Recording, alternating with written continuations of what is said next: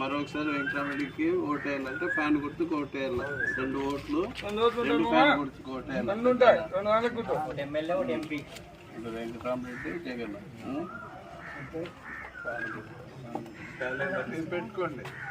మీ ఇంట్లో పెట్టుకోండి. సంక్షేమ క్యాలెండర్